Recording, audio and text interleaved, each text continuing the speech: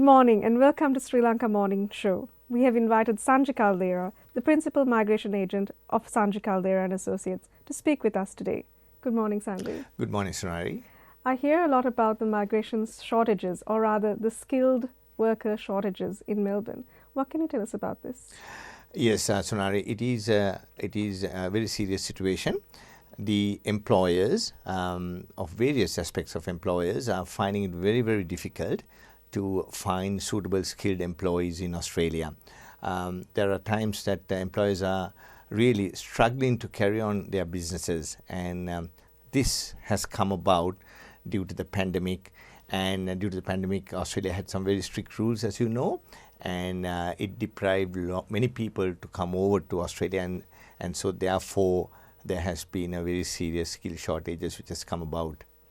So what is the government doing to assist employers in these difficult situations? The government has various visa categories where the employers can sponsor overseas employees as well as students who are non-permanent residents. They can sponsor them to come and work in their organizations. Now, there are various categories. I'll talk to you briefly.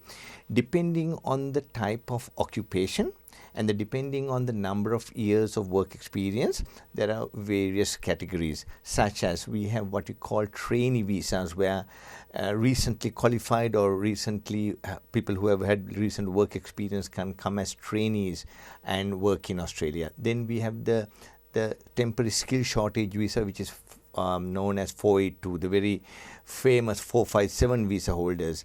The rules have not changed, but these categories are now available for people who has worked for 2 years or more.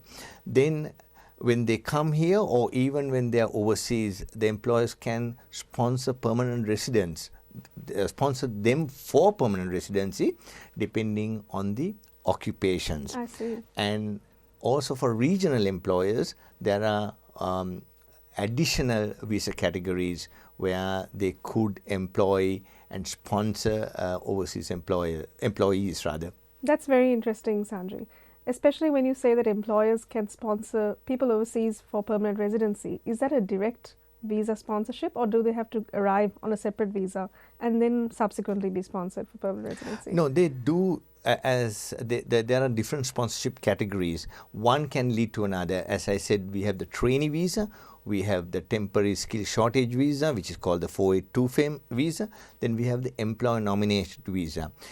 Either they can, as I said, depending on the occupation, they can come directly as permanent residents or come on a work visa and then work their way through to permanent residency. It sounds like the outlook for employers to sponsor overseas workers is looking quite bright in that case. Yes, there are no new visa categories, but what the department is doing is they are really expediting the process.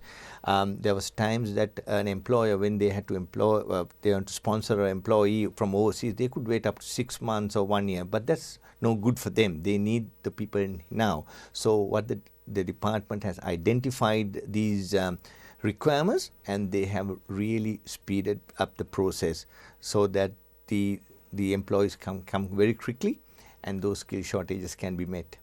Thank you so much for that valuable information, Sanji. Thank you, Sonari. We look forward to talking to you again about more migration matters so our viewers may be assisted on their migration journeys.